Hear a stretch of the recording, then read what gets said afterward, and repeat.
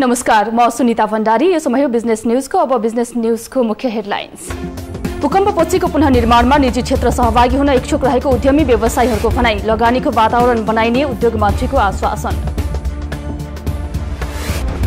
नेपाल उद्योग वाणिज्य महासंघमा नयाँ नेतृत्वको लागि चुनावी प्रतिस्पर्धा। पूर्व अध्यक्षहरू सहमतिबाट नयाँ नेतृत्व चयन हुनुपर्ने पक्षमा। हरियो तरकारीको सिजनमा पनि बजारमा तरकारी जन्य वस्तुहरूको मूल्य बढेको सर्वसाधारण उपभोक्ताको गुनासो। सुजल फुड्सको कन्फेक्सनरी अन्तर्गतको उत्पादन चोकोफनले नयाँ उत्पादन चोकोफन पिक फन बजारमा उपभोक्ताहरूलाई नयाँ उत्पादन पस्केको कम्पनीको भनाई। आइतबार सबै सूचकाङ्कको परिणाम सकारात्मक भएपछि 7.62 अङ्कको वृद्धि। नेप्से सूचकाङ्क 938 अङ्कमा कारोबार।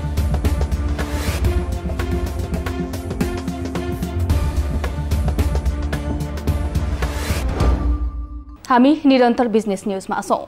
उद्यमी व्यवसायीहरूले भूकम्पपछिको नवनिर्माणमा सरकारले निजी क्षेत्रलाई पनि साथ लिएर अघि बढ्नुपर्ने धारणा व्यक्त गरेका छन्।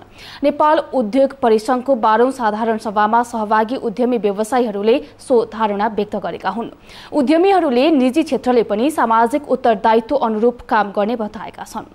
उद्योग मन्त्री महेश बस्नेतले भूकम्प गएपछि पुनर्निर्माणमा निजी क्षेत्रले पनि सामाजिक उत्तरदायित्व अनुरूप काम गर्नुपर्ने बताउँदै नवनिर्माणमा निजी क्षेत्रलाई पनि सहभागी गराइने बताउनुभयो। उद्योग मन्त्री बस्नेतले सरकारले लगानीकर्ताको सुरक्षा र व्यावसायिक वातावरण निर्माण गर्न प्राथमिकता दिएको बताउनुभयो। नेपाल उद्योग परिसंघको 12औं साधारण सभामा बोल्दै मन्त्री बस्नेतले सो कुरा बताउनु भएको हो। नेपाल उद्योग परिसंघका संस्थापक अध्यक्ष विनोद चौधरी दाता सम्मेलनबाट नेपालको पुनर्निर्माणको लागि संकलन भएको स्रोतलाई सही तरिकाले सदुपयोग गरी पुनर्निर्माणमा निजी क्षेत्रलाई पनि सहभागी गराउनु पर्ने बताउनुभयो। नेपाल उद्योग परिसंघका अध्यक्ष नरेन्द्र कुमार बस्नेतले सरकारले निजी क्षेत्रको समस्यालाई गम्भीरतापूर्वक लिनुपर्ने बताउनुभयो। नेपाल उद्योग परिसंघका वरिष्ठ उपाध्यक्ष हरिभक्त शर्माले भूकम्पपछिको पुनर्निर्माणमा निजी क्षेत्रले निर्वाह गर्न सक्ने भूमिकाको विषयमा चर्चा गर्दै पुनर्निर्माणमा निजी क्षेत्रलाई सहभागी गराउन सके अझ प्रभावकारी हुने बताउनुभयो। कार्यक्रममा विभिन्न क्षेत्रका उद्योगी व्यवसायीहरूले आर्थिक विकासमा सरकार र निजी क्षेत्रको संयुक्त पहल हुन सकेमा आर्थिक गतिविधिहरूको विकास हुने बताएका छन्। नबिल ब्याङ्कको सञ्चालक समितिको बैठकले ससिन जोशीलाई प्रमुख कार्यकारी अधिकृतमा नियुक्त गरेको छ। ब्याङ्कको सञ्चालक समितिको बैठकले जोशीलाई आगामी 4 वर्षको लागि नियुक्त गरेको हो। यसअघि एनआईसी एसिया ब्याङ्कमा 2 कार्यकाल सीईओ रहेका जोशी ब्याङ्कर्स एसोसिएसनको अध्यक्ष भइसकेका अनुभवी ब्याङ्कर्स मानिन्छन्। जोशीले नेपालको ब्याङ्किङ क्षेत्रमा महत्त्वपूर्ण जिम्मेवारीको साथ आफ्नो भूमिका निर्वाह गर्दै आएका थिए। नेपाल उद्योग वाणिज्य महासंघका अध्यक्ष प्रदीप जङ पाण्डे एक पुरानो मुद्दामा अदालतको सजाय भुक्तान गरिरहेको कारण नेपाल उद्योग वाणिज्य महासंघको विशेष साधारण सभा हुन लागेको छ। असार 18 गते महासंघको विशेष साधारण सभाबाट बाँकी अवधिको लागि नयाँ नेतृत्व निर्वाचन हुन लागेको छ। महासंघको नयाँ नेतृत्वको लागि यति बेला निजी क्षेत्रमा विभिन्न बहसहरू भइरहेको छ। एक रिपोर्ट। नेपाल उद्योग वाणिज्य महासंघका अध्यक्ष प्रदीप जङ पाण्डेलाई सरकारले एक पुरानो मुद्दामा तानेर जेल चलान गरेपछि उनको बाँकी रहेको करिब 22 महिनाको अवधिका लागि अध्यक्ष पदका लागि निर्वाचन हुन लागेको हो। जेल चलान भएपछि प्रदीप जङ पाण्डेलाई अध्यक्ष मान्ने नमान्ने विषयमा महासंघ भित्रै अनेकन विवाद देखिएपछि असार 18 गते चुनाव हुन लागेको हो। 17औं अध्यक्ष पदको निर्वाचनका लागि हालका कार्यवाहक अध्यक्ष पशुपति मुरारका, पूर्व वरिष्ठ उपाध्यक्ष भास्कर राज राजकर्णिकर र कृषि उद्यमी मञ्चकी अध्यक्ष भवानी राणा चुनावी मैदानमा उत्रिँदैछन्। निर्वाचनको मिति नजिकिँदै गएपछि अध्यक्षका प्रत्याशी तीनै जनाले महासंघको नेतृत्व आफ्नो पोल्टामा पार्न आफ्नो चुनावी प्रचार प्रसारलाई जोडतोडका साथ अघि बढाइरहेका छन्। आफू नेपाल उद्योग वाणिज्य महासंघको 17औं अध्यक्षका लागि योग्य रहेको दाबीदारी यसरी पेश गर्छन् भास्कर राज राजकर्णिकार। जसको नीतिको अडानको कारणले यो परिस्थिति जन्मेर उद्योग वाणिज्य महासंघ अब स्पष्ट धारमा अगाडि बढ्न सक्ने अवस्था हो भनेदेखि यसको नेतृत्व मैले गर्नुपर्छ भन्ने हो। र अर्को, मैले आफूले करिबन 2 दशक उद्योग वाणिज्य महासंघमा बिताएको छु। मैले सेवा गरेका कुराहरूमा मेरो अनुभव यदि उद्यमी व्यवसायीहरूका लागि सही रहन्छ भने मैले योगदान गर्न सक्छु भने मेरो विजय त्यही सुनिश्चित हुन्छ। त्यसैगरी अर्की एकमात्र महिला प्रत्याशी भवानी राणाको दाबी यस्तो छ। महासंघमा बसेको झन्डै 1 दशक पनि भइसकेको छ र जुन कार्यकाल चौथो कार्यकालसम्म पनि मैले चाहिँ आफ्नो जिम्मेवारी चाहिँ वहन गर्दै अगाडि बढिरहेको छु हैन। जिल्ला चेम्बरलाई स्ट्रेन्थनिङ गर्नेदेखि लिएर हैन नेसनल र इन्टरनेसनल सेक्टरसम्म पनि एउटा एक किसिमको नेटवर्क र महासंघको क्रेडिबिलिटीलाई स्ट्रेन्थन गर्ने कार्यहरू चाहिँ अगाडि बढाइरहेको छु र त्यसमा चाहिँ जुन यहाँका मेम्बर्सहरूले पनि मलाई चाहिँ हैन तपाईले गर्न सक्नुहुन्छ आउनुपर्छ भन्ने एउटा इन्करेजमेन्ट पनि भएको छ हैन। त्यो पनि हो र अर्को चाहिँ मैले आफ्नो कार्यकालमा हुन त थुप्रै महासंघले उठाएका सवालहरू छ, महासंघको पहलहरू छ, त्यो पहलहरूलाई पनि निरन्तरता दिन्छु। हालका कार्यवाहक अध्यक्ष समेत रहेका पशुपति मुरारका आफूले निरन्तरता किन पाउनुपर्ने भन्ने विषयमा यसो विचार राख्छन्। मैले निरन्तरता दिने मौका पाएँ भने निश्चित रूपले मेरो एउटै एजेन्डा फर्स्ट मतलब एजेन्डा यो के छ भने हामी यो उपगुटलाई र समूहलाई कसरी समाप्त पारेर सम्पूर्ण व्यवसायलाई एकै ढिक्का बनाएर अगाडि बढ्ने, जसले गर्दाखेरि व्यवसायीहरूको आवाज पनि स्ट्रङ हुन्छ। हामी आफ्नो काम कसरी आफ्नो नीतिका कुराहरूलाई कसरी अगाडि बढाउन सक्छौँ, सरकारसँग कसरी नेगोसिएट गर्न सक्छौँ, विभिन्न कुराहरू यस्ता छन् जसले गर्दाखेरि सहजता पाउँछ। असार 18 गतेसम्म सबै उम्मेदवारहरू आफ्नो ढङ्गले आफू निर्वाचित हुनुपर्ने मनोकांक्षा रहे तापनि सकेसम्म आफ्नो पक्षमा सर्वसहमत होस् भन्ने हेतुले एकले अर्कालाई चुनावी मैदान खाली गर्न मनाई भने रहने नै छन्। यसपटक भने सर्वसम्मत हुने सम्भावना न्यून नै देखिएको छ। सर्वसम्मत हुन नसके यो पटक सहित 7 पटक महासंघको चुनाव हुनेछ।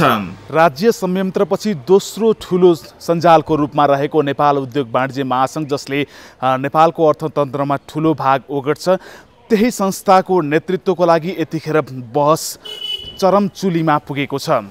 नेतृत्व चाहे जोसुकैको होस्, नेपाल उद्योग वाणिज्य महासंघले एउटा सक्षम नेतृत्व पाओस् र आफ्नो कार्यलाई सुचारू ढङ्गले अघि बढाओस्, यही छ कामना। न्यूज 24 टेलिभिजनका लागि क्यामेरामा मदन कृष्ण श्रेष्ठको साथमा टिभी जर्नलिस्ट बेबु श्रेष्ठ, नेपाल उद्योग वाणिज्य महासंघ, तेकु, काठमाडौँ। असार लागेसँगै बजारमा वर्षे तरकारीहरूको खपत निकै बढेको छ। बजारमा यति बेला हरियो तरकारी जन्य वस्तुहरूको खपत बढे पनि तरकारी सस्तो हुन सकेको छैन। दैनिक उपभोग्य गर्ने तरकारी जन्य वस्तुको मूल्य अझै बढी भएको उपभोक्ताको गुनासो रहेको छ। एक रिपोर्ट। यो कालीमाटी तरकारी बजार हो।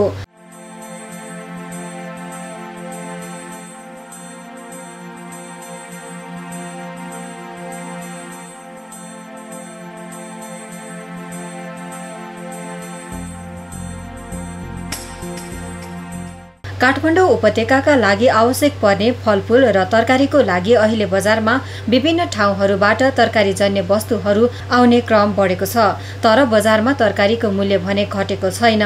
कालीमाटी बजारमा सस्तो ताजा तरकारीको लागि सर्वसाधारण उपभोक्ताहरू आउने गर्छन्। तर तरकारी किन्न आएका उपभोक्ताहरूले तरकारी महँगो भएको गुनासो गरेका छन्। खै अहिले त महँगो रहेछ, सबैजना भाउ बढेको महँगो भन्नुभयो। तरकारी चाहिँ अस्ति भन्दा अलि महँगो हो, एकदम महँगो छ अहिले तरकारी। तरकारीको मूल्य महँगो हुनुमा विभिन्न ठाउँहरूबाट तरकारी संकलन गर्ने समस्याले गर्दा तरकारीको मूल्यमा महँगो भएको कालीमाटी फलफूल तथा तरकारी बजार समितिका उपनिर्देशक विनय श्रेष्ठ बताउँछन्। अब यो बर्सात सुरु भएपछि, अलि बर्सात बढी प्रभावी भएपछि अब बर्सातले स्वरूप कस्तो लिने हो हैन, अब त्यसले असर कस्तो किसिम गर्ने हो त्यसमा भर पर्छ। अब जस्तो बाढी पहिरो भयो, राजमार्गहरू अवरुद्ध भयो भने त्यो अवस्थामा चाहिँ सामानहरू कम आउने अथवा त्यसमा ल्याउनमा समस्या हुने त्यो किसिमको हुनसक्छ। अब यसमा चाहिँ विभिन्न आफ्नो आफ्नो किसिमको दृष्टिकोण हुन्छ हैन। अब यसमा चाहिँ त्यहाँदेखि कृषकको उत्पादन थलोदेखि यहाँसम्म पुर्याउँदाखेरि विभिन्न किसिमको लागतहरू लाग्छ। त्यस्तै किसिमले हामीले उत्पादन गरेको तरकारीको अथवा कृषि उपजको परिमाण के कति हो र त्यसलाई बजारसम्म पुर्याउँदा के कति लागत लाग्छ, ती कुराहरूले पनि यो असर गर्छ हैन। त्यस्तै किसिमले त्यो वस्तुको क्वालिटी गुणस्तर के कस्तो किसिमको हो, त्यस्तै किसिमले बजारसम्म पुर्याउँदा के कस्तो अवस्थामा पुग्छ ती विभिन्न कुराहरू छन्। वैशाख 12 गते गएको भूकम्पका कारण तरकारीको उत्पादनमा कमी आएको र वर्षातको कारण बाटो बिग्रने समस्याले गर्दा पनि बजारमा तरकारी महँगो भएको उपनिर्देशक श्रेष्ठले बताए। बर्सातको सिजनमा त नेचुरल्ली अब अलिक कम हुन्छ, किन भन्दाखेरि चाहिँ अब बर्सातले गर्दाखेरि अब योभन्दा पहिले अब सुक्खा खरेडी थियो किसिमले होइन, त्यसको प्रतिकूल असर उत्पादनमा परेको थियो। अब बर्सात हाबी हुन लागेको छ, बर्सातको पनि असर उत्पादनमा हुन्छ। त्यसले गर्दाखेरि तरकारीको उत्पादन अलिकति कम हुन्छ, त्यस्तै किसिमले मौसमको प्रभाव पनि रहन्छ र त्यसले गर्दाखेरि बजारमा अलिकति स्वाभाविक रूपमा सामानहरू कम आउँछ। वर्षातसँगै बजारमा हरियो सागपातको खपत बढेको छ। बजारमा हरिया तरकारी जन्य वस्तुहरूको खपत निकै बढेको छ, तर तरकारी जन्य वस्तुहरूको मूल्य भने सस्तो भएको छैन। बजारमा सिजनको समयमा पनि तरकारीको मूल्य भने घटेको छैन। सिजनको बेलामा पनि तरकारीको मूल्य महँगो भएको छ, जसबाट उपभोक्ता भने मर्कामा परेका छन्। क्यामेरामा उत्सल पाठकका साथमा टिभी जर्नलिस्ट सबिता उप्रेतीको रिपोर्ट। अब बिजनेस फक्स पप। बजारमा यति बेला हरिया तरकारीहरू निकै आएका छन्। भूकम्पको कारण तरकारी किन्ने उपभोक्ता भने कम रहेका छन्, तर पनि बजारमा तरकारीको मूल्य भने घट्न सकेको छैन। सस्तो भन्दाखेरि अब क्वालिटी हेरिकन फरक पर्छ। अलिकति ताजा फ्रेसमा अलिक महँगो हुन्छ, अलिकति अब बिहान बेलुका आएको सामानमा फरक पर्छ, डिफरेन्ट हुन्छ। कस्तो अब मान्छेले राम्रै किन्छ, अलिक पलिस भएकै हेर्छ, राम्रो 10-5 रुपियाँ फरक पर्छ किलो। धेरै सस्तो पनि छैन, ठिकै लाग्यो। अब कहिले काहीँ अहिले बेसरी महँगो भएको बेला पनि हुन्छ होइन, अब कहिले एकदम सस्तो भएको बेला हुन्छ, तर त्यस्तै बिचको रेसियोमा पाएँ मैले। अनि अब अर्को तरकारी पनि यस्तै हो, व्यवसाय चाहिँ जस माल पायो भने राम्रो भने राम्रै व्यवसाय छ। भूकम्पले खेती गर्न सकेनन्, बारीको पाटमा पाल हालेर बसे सबै खेती गर्ने ठाउँमा। अनि अहिले सबै महँगो छ, 200ले पाउने भने अहिले 500-400 त्यस्तो भइरहेको छ, सबै महँगो छ। जम्मै भूकम्पले बारीको पाटमा पाल हालेर बसे, अनि खेती गर्ने बेला अनि डरले ज्यान बचाउनुपट्टि लाए, अनि खेती गरेनन्, त्यही भएर महँगो भएको। अब जे कुरा नि महँगो छ नि त। अहिले अब किसानीले खेती गर्न नि पाएको छैनन्, भुइँचालोले गर्दा बारीको पाटामा बसेछ कि आज हो कि भोलि हो मर्ने भनेर उनीहरूलाई तर्कन्न भइरहेछ। त्यो अब खेती कसले गरोस् भनेर कम खेती गरेछ, तरकारी थोरै आएको छ, महँगो छ। अनि अब उनीहरूले 200 रुपियाँ किलो होलसेलमै मुला बेचेको छ। हामीले त मिलाएर लिएर आउँछौँ, छनौटा भइसकेपछि 20 रुपियाँ किलो हामीले यहाँ बेच्छौँ। अब होलसेलको दामभन्दा घटाएर हामीले सामान यहाँ बेच्या हुन्छ। होलसेलमा त्यति महँगो छ तरकारी। अनि त्यस कारणको लागि अब के गर्ने, हामीलाई 2 रुपियाँ 4 रुपियाँ त राख्न परिगयो, नराख्यो भने हामी नि खान पर्यो, हाम्रो बालबच्चा नि पाल्नु पर्यो। अब समस्या जसलाई नि हुन्छ। अब महँगो हामीले बेचेको छैन, आउनै महँगो आएको छ त हामीले के गर्नु, हामीले सस्तो त दिन मन त लाग्छ, हो कि भन्नु न। समस्या अहिले खासै त्यस्तो छैन नानी। हामी बिहान 4 बजे त्यस्तै आउने हो हामी खुद्रा व्यापार भने त। बाहिरका मान्छेहरू आउँछन्, घारङ गुरुङ लिएर जान्छन्, पाउँदैनौँ होला भन्छौँ, हाँस्याङ फस्याङ गर्छौँ, जुत्ता मारी गर्छौँ, कोही गाडीबाट लुसालुस गरेर, कोही त्यस्तै गरेर ल्याउँछौँ। अब किसानले नि अलि भाउले पाएका छन्, हामीलाई ठिकै तरिकाले बिग्रिरहेको छ। तरकारीहरू अलिक कम आएको छ, त्यस कारणले त अलिकति महँगो पनि छ होला। अलि राम्रो तरकारी चाहिँ नराम्रो त सस्तै भइहाल्छ। सुजल फुड्सको कन्फेक्सनरी अन्तर्गतको चर्चित उत्पादन चोकोफनले नयाँ उत्पादन चोकोफन बिग फन बजारमा ल्याएको छ। कम्पनीले विगत 15 वर्षदेखि उपभोक्ताहरूमाझ चोकोफन वेफरको बजारलाई निरन्तरता दिँदै आएको छ। सुजल फुड्सले आफ्नो नयाँ उत्पादनको जानकारी गराउन देशभरि विभिन्न ढंगले चोकोफन बिग फन नाम दिएर क्याम्पेन समेत गरिरहेको छ। चोकोफन बिग फन 5 वर्षको लामो अनुसन्धान पश्चात ग्राहकको अपेक्षा चाहनालाई सम्बोधन गर्दै यो नयाँ उत्पादन बजारमा ल्याएको कम्पनीले जानकारी गराएको छ। चोकोफन बिग फन नेपालकै उत्कृष्ट वेफर बन्नेमा विश्वस्त रहेको कम्पनीले जनाएको छ। बिग फन नाराका साथ राष्ट्र स्तरीय अभियानको माध्यमबाट चोकोफन बिग फनको रूपमा आफ्नो नयाँ उत्पादनलाई अघि सारेको कम्पनीले जनाएको छ। नेपाल राष्ट्र ब्याङ्कले सोमबारबाट सरकारी ऋणपत्र र मौद्रिक उपकरणहरूको बोलक बोल विद्युतीय अनलाइन मार्फत नै गर्न सकिने व्यवस्था गरेको छ। यसअघि बोलक बोल गर्न नेपाल राष्ट्र ब्याङ्कको शाखा कार्यालय थापाथलीमा गएर खोल्नुपर्ने व्यवस्था रहेको थियो। नेपाल राष्ट्र बैंकले सोमबारबाट सरकारी ऋण पत्र र मौद्रिक उपकरणहरूको बोलक बोल विद्युतीय अनलाइन मार्फत नै गर्न सकिने व्यवस्था गरेको छ। यसअघि बोलक बोल गर्न नेपाल राष्ट्र बैंकको शाखा कार्यालय थापाथलीमा गएर खोल्नुपर्ने व्यवस्था रहेको थियो। नेपाल राष्ट्र बैंकले बोलक बोल गर्ने सुविधामा परिमार्जन गर्दै सोमबारबाट अनलाइनको माध्यमबाट पनि बोलक बोल गर्न सकिने व्यवस्थाको सिर्जना गरेको छ। अब अनलाइनबाट बोलक बोल गर्न मिल्ने भएपछि सेवाग्राही थापाथली स्थित राष्ट्र बैंकको शाखा जान नपर्ने भएको छ। थापाथली कार्यालयमा गएर सिलबन्दी बोलक बोल खसाल्ने व्यवस्थालाई खारेज गर्दै केन्द्रीय बैंकले अनलाइन बोलक बोल सुरु गरेको हो। यो व्यवस्था मिलाएपछि बैंक तथा वित्तीय संस्थाहरूले आफ्नै कार्यालयबाट अनलाइन बोलक बोल गर्न सक्ने नेपाल राष्ट्र बैंकले जानकारी दिएको छ। अनलाइन बोलक बोलबाट बैंक तथा वित्तीय संस्थाहरूको समयको बचतसँगै काममा स्फूर्ति हुने भएकोले यो व्यवस्थाको सिर्जना गरिएको राष्ट्र बैंकले जनाएको छ। राजधानी केन्द्रित बैंक तथा वित्तीय संस्थालाई भन्दा पनि यो व्यवस्थाले मोफसलमा रहेका बैंक तथा वित्तीय संस्थाहरूलाई निकै सजिलो हुने भएको छ।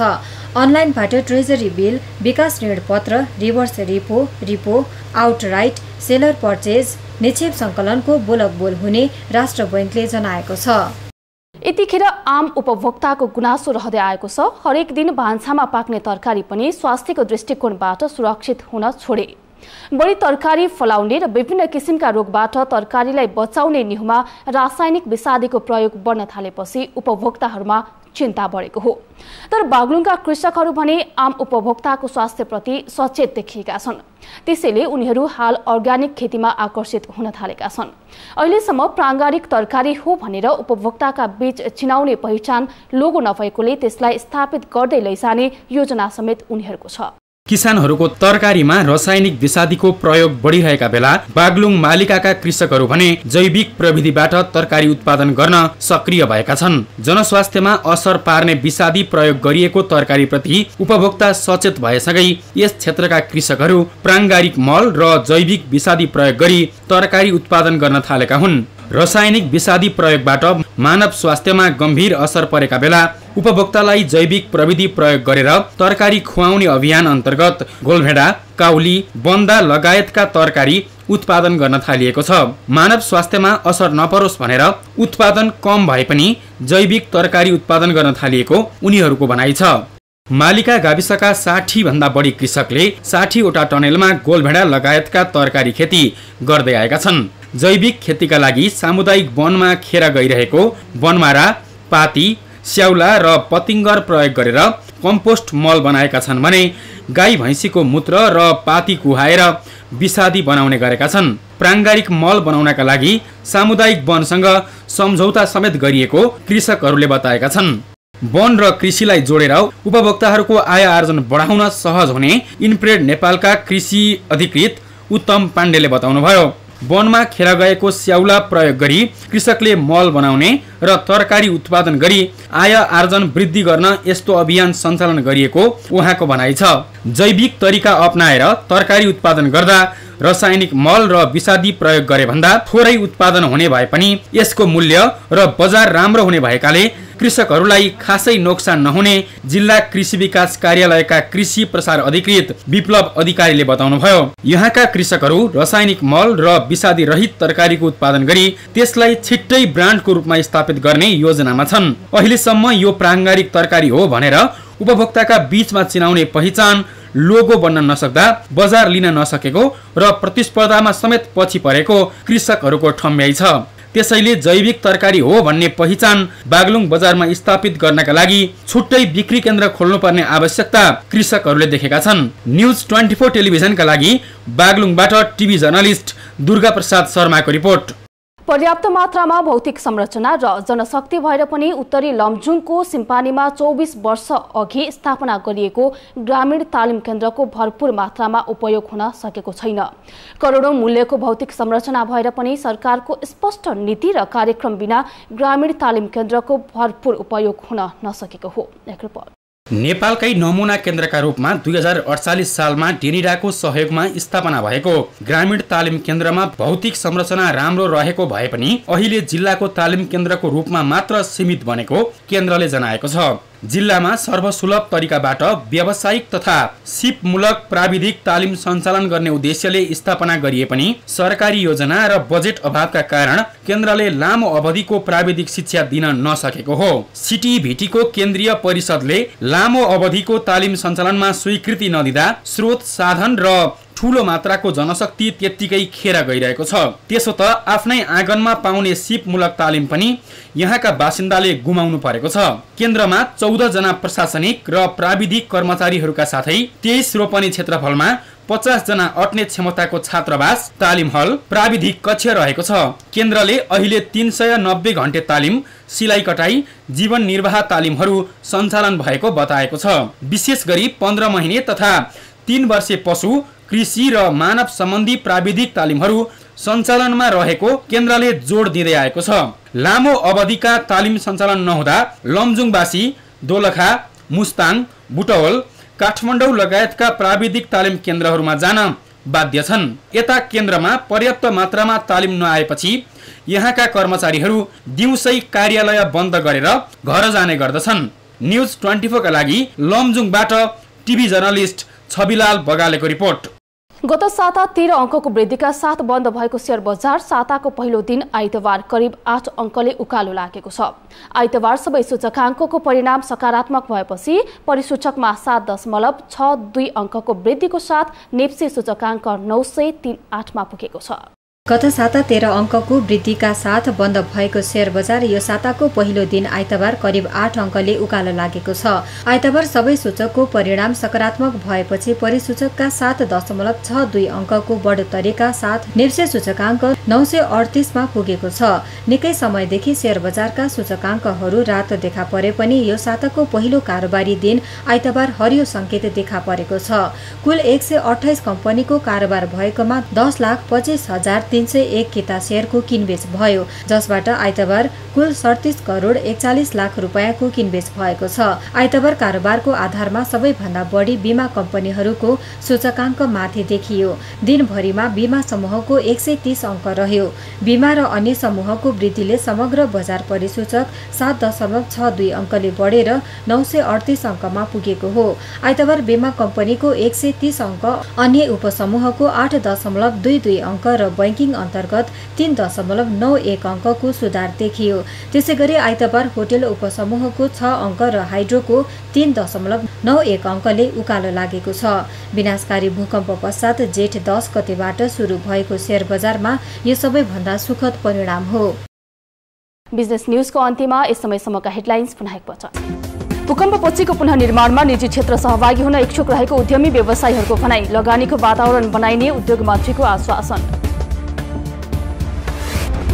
नेपाल उद्योग वाणिज्य महासंघमा नयाँ नेतृत्वको लागि चुनावी प्रतिस्पर्धा, पूर्व अध्यक्षहरू सहमतिबाट नयाँ नेतृत्व चयन हुनुपर्ने पक्षमा। हरियो तरकारीको सिजनमा पनि बजारमा तरकारी जन्य वस्तुहरूको मूल्य बढेको सर्वसाधारण उपभोक्ताको गुनासो। सुजल फुड्सको कन्फेक्सनरी अन्तर्गतको उत्पादन चोकोफनले नयाँ उत्पादन चोकोफन पिक फन बजारमा उपभोक्ताहरूलाई नयाँ उत्पादन पस्केको कम्पनीको भनाई। आइतबार सबै सूचकाङ्कको परिणाम सकारात्मक भएपछि 7.62 अङ्कको वृद्धि, नेप्से सूचकाङ्क 938 अङ्कमा कारोबार।